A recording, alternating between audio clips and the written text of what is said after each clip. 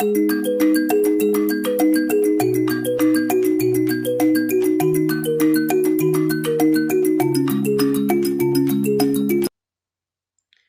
día jóvenes, les saluda el contador Franklin Figueroa Morales. Bienvenidos a la tercera semana. Bueno, en esta semana haremos un pequeño repaso de lo que ya hemos venido desarrollando las dos primeras semanas. Entonces, bueno, en primer lugar hablábamos, ¿no?, de la parte introductoria, ¿no?, de nuestra legislación tributaria. Como bien saben, nuestra legislación tributaria está enmarcada, ¿no?, en la Constitución del 93.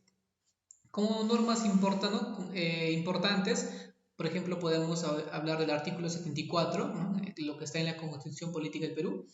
Por ejemplo, nos dice que los principios de legalidad de los tributos se crean, se modifican o derogan, o se establecen una exoneración exclusivamente por ley.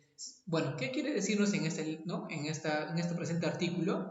Nos quiere decir que, ¿no?, todas las normas exclusivamente, ¿no?, referidos a los tributos se pueden derogar, se pueden exonerar, se pueden modificar mediante ley, ¿correcto? Salvo algunos tasas, aranceles que son por decreto supremo. Entonces, ¿y quién es, no? ¿Quién ejerce la ley? Es el poder legislativo, ¿correcto? Entonces, ¿qué quiere? Entonces, en otras palabras, ¿quién da esa facultad, no? ¿Quién es el que se encarga de legislar? Es el Congreso, correcto. Entonces, también nos dicen que, ¿no?, nuestra legislación tributaria, ¿no?, en el Perú está enmarcado también a los tres niveles, ¿no?, del gobierno. Hablamos del gobierno central, regional y local, ¿no?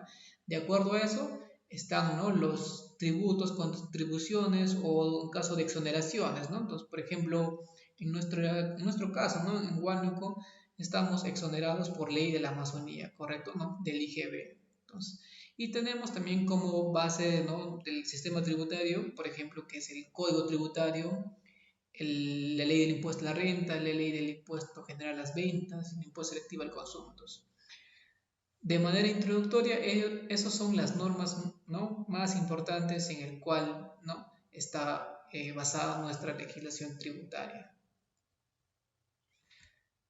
También hablábamos, ¿no?, como antecedente, bueno, creo que ya también les he dejado una pequeña lectura para que ustedes vean de manera más detallada cómo ha ido nuestro país evolucionando en el tema de la administración tributaria, ¿no? Cómo se ha ido administrando, por ejemplo, ¿no?, en un principio, ¿no?, por historia sabemos que SUNAT, pues recién del año 88 ha sido como institución. Anteriormente estaba, ¿no?, tenía otros nombres: Central de Contribuciones, estaba, por ejemplo, se llamaba, por ejemplo, Sección de Contribuciones Directas, Correos y Papeles, ¿no?, que pertenecía al Ministerio de Hacienda, ¿no?, en el año 48, en el gobierno de Mariscal Castilla. Entonces, son épocas que, ¿no?, han ido poco a poco evolucionando, entonces, allí hasta llegar a la SUNAT. Entonces, más detallado está, ¿no?, en la lectura para que ustedes ya le den un mejor entendimiento.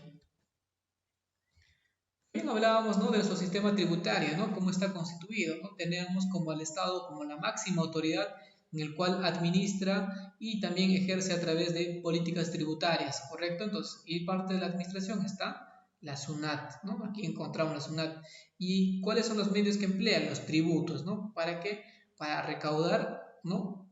¿Quiénes contribuyen? Las, ¿no?, personas, empresas, ¿no? Entonces, pero a cambio de nosotros que no contribuyamos, pagamos nuestros impuestos, ¿qué recibimos de, ¿no?, el Estado? Porque nosotros pagamos, ¿no?, ya sea directo o indirectamente, estamos pagando impuestos, ¿no? Hacemos una compra y estamos, ¿no?, siempre y cuando pidamos comprobantes de pago. Entonces, ¿qué es lo que nos da a cambio el Estado? Servicios colectivos, por ejemplo, servicios de salud, servicios de educación, seguridad, ¿no?, construcción, obras públicas, ¿no? Entonces, las carreteras, ¿no? Entonces, todo eso es, ¿no?, a través de una retribución no directa, pero es, ¿no?, los servicios que recibimos de parte del Estado.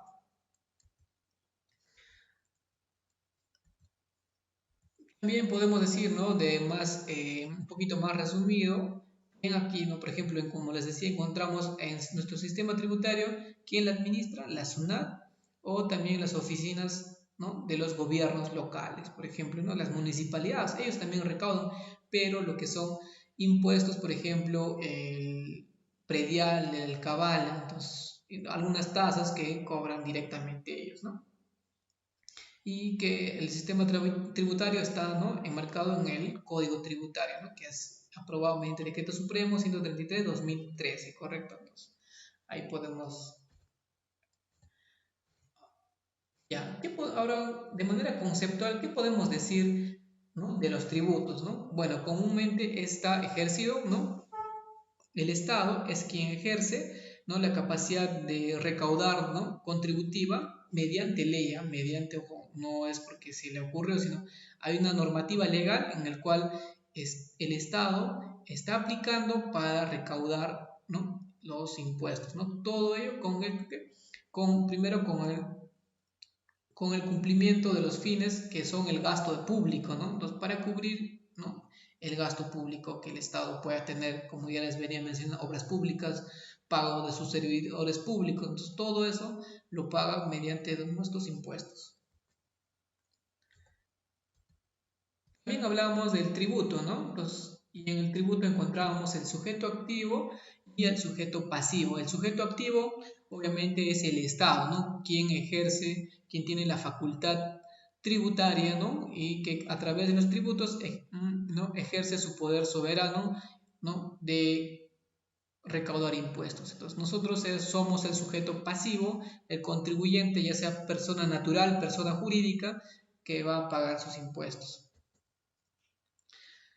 Clasificación, ¿no? Teníamos la clasificación del tributo, teníamos en tres, en impuestos, contribuciones y tasas. En impuestos, pues teníamos, ¿no?, el impuesto a la renta, el IGB, ¿no?, impuestos administrados por el gobierno central, ¿no?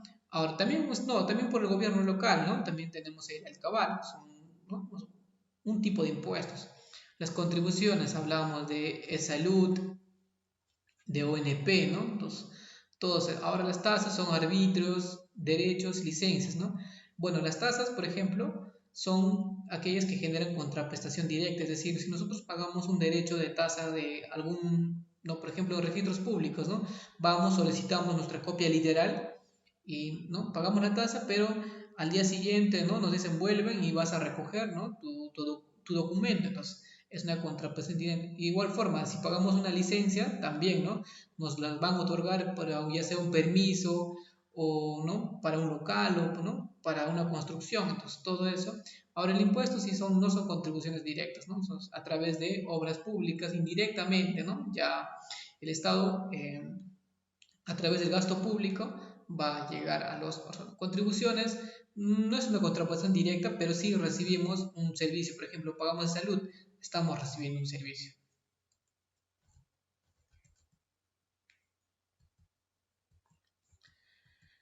También hablamos del sistema tributario peruano, ¿no? Cómo está, en base a qué fundamentos, ¿no?, a qué principios se ha establecido, ¿no? ¿No?, el objetivo del sistema tributario es conocer y examinar, ¿no?, distintos tributos, ¿no?, a través que son ejercidos dentro ¿no?, del ámbito, ¿no?, de nuestro país. Para ellos toma en cuenta la política económica, la política financiera, ¿no?, la administración fiscal del Estado, los principios sociales. La política económica está basada, por ejemplo, en que la capacidad de ingreso, ¿no?, no todas las personas al momento de crear tienen que tener en cuenta, ¿no?, el Estado, que no todos tenemos la misma capacidad, los mismos ingresos. Entonces, a unos va a afectar más que a otros, ¿no? Entonces, por ahí ellos hacen un estudio, por ejemplo, de la creación del MIPE tributario. No sé si se han dado cuenta, lo han hecho en escala, ¿correcto? Así también como renta, ¿no?, de cuarta categoría, ¿no?, también está en escala, ¿no? Las personas que tienen más ingresos pagan más impuestos. De igual forma, como les decía del MIPE tributario, ¿no?, hasta 10 UIT se paga el 15%, ¿no? Perdón, hasta 15 UIT se paga el 10%, ¿no? Se paga el 10% y pasado el excedente de los 15 UITs ya se paga, ¿no?, el 29%, ¿correcto? 29.5%. Entonces, ¿no?, todo eso tiene que tomar en cuenta al momento de crear o modificar o hacer una modificación en un tributo. La política financiera, ¿no?, que por ejemplo, que los pagos de los tributos sean la más sencilla posible. Ahora, por ejemplo, estamos viendo que la SUNAT ¿Qué es lo que está haciendo actualmente la SUNAT?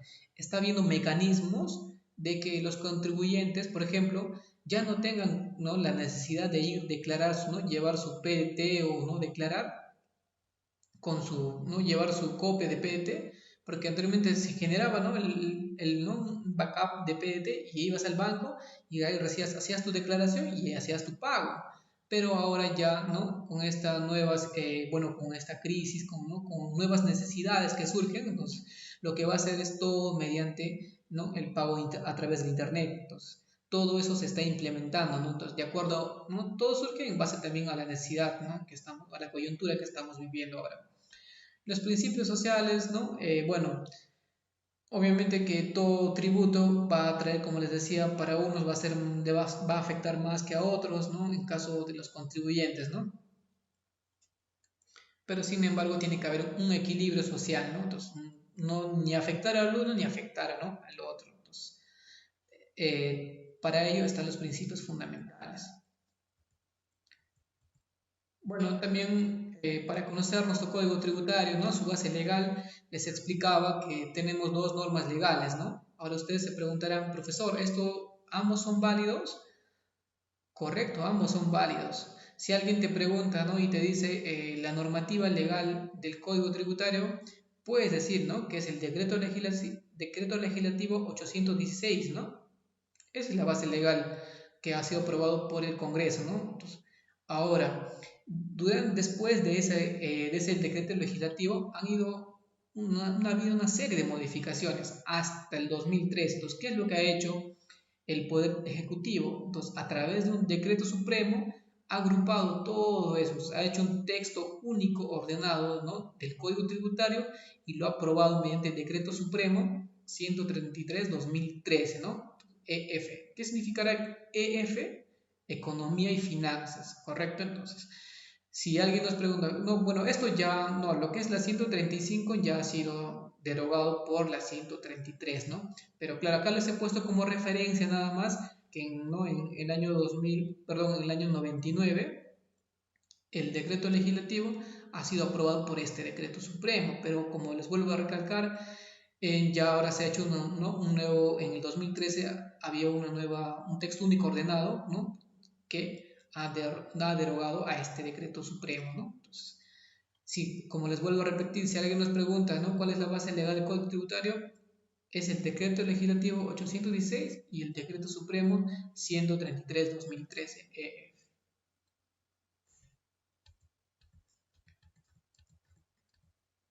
Bueno, también les resumía, ¿no?, la estructura, ¿no?, del Código Tributario a grandes rasgos nada más.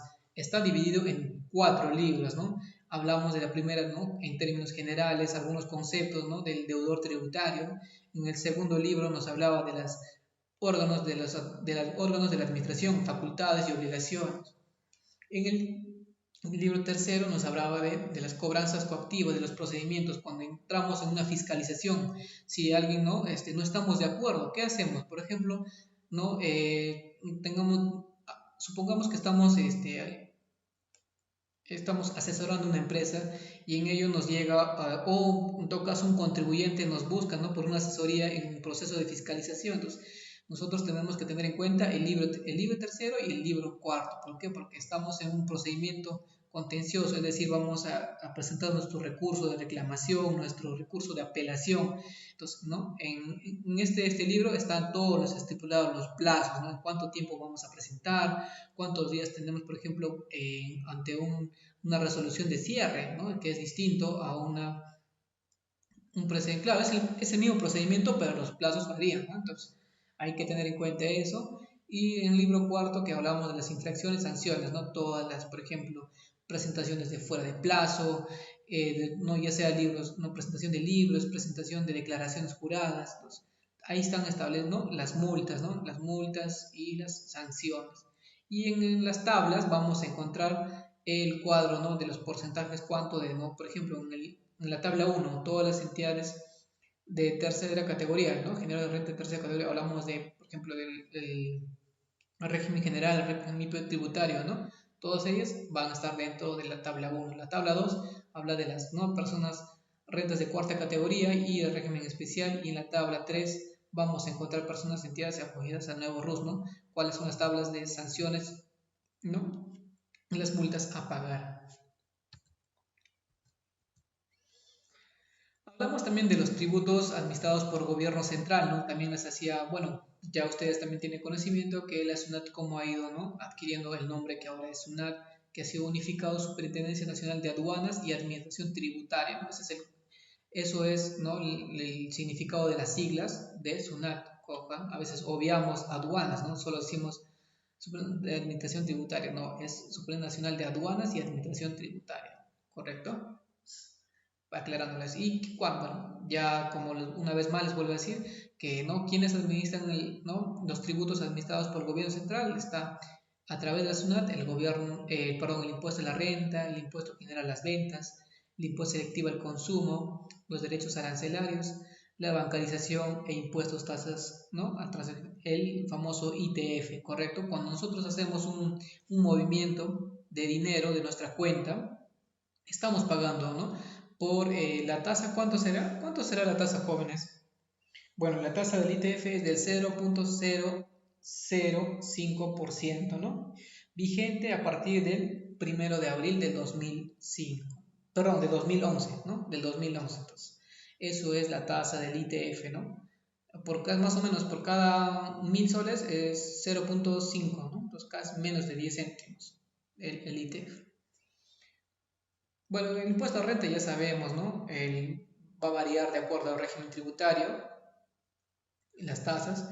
El impuesto general de ventas por ahora es el 18%, el impuesto selectivo al consumo está de acuerdo a la cantidad de alcohol que tenga, el cual o el grado de pueda afectar, ¿no? a la sociedad. Entonces eso está por varias tasas.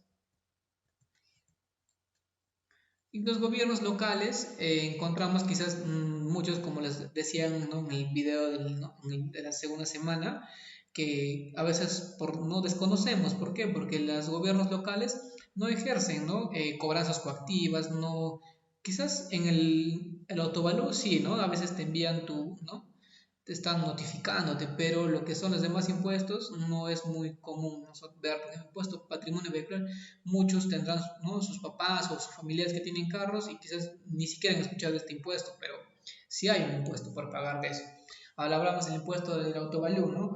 Bueno, las tasas del impuesto de valú también es por escalas, ¿no? Hasta 15 UITs es 0.2, de 15 a 60 es 0.60 y mayores a 60 UITs es el 1%, ¿no? Entonces, también, ahora el impuesto de la alcabala es el 3%, ¿correcto? No estando afecto ¿no? los primeros 10 UITs. Entonces, ahora el impuesto patrimonial es el 1%, pero no puede ser ¿no? menor al 1.5% de la UIT vigente. Entonces, no va a ser un monto menor. Por ejemplo, si te sale menor, entonces no tienes que pagar como mínimo el 1.5% de la UIT, ¿correcto? Entonces, los impuestos a espectáculos públicos, eso sí, ¿no? Va a variar de acuerdo a las tasas que ya han estipulado en su TUPA, ¿no? Los gobiernos locales, ¿no? Tasas de contribuciones, licencias también, ¿no? Ahora ahí está el tema de defensa civil, licencia de funcionamiento, ¿no? De cualquier empresa o, por ejemplo, también cuando queremos construir una edificación también tenemos que pagar nuestros derechos, ¿no? Bueno, jóvenes, espero haya sido, ¿no? un poco más aclarando el tema que ya hemos desarrollado. Como les vuelvo a repetir, si tienen alguna duda, no duden en escribir al foro, ahí estaré respondiéndoles a todas sus consultas.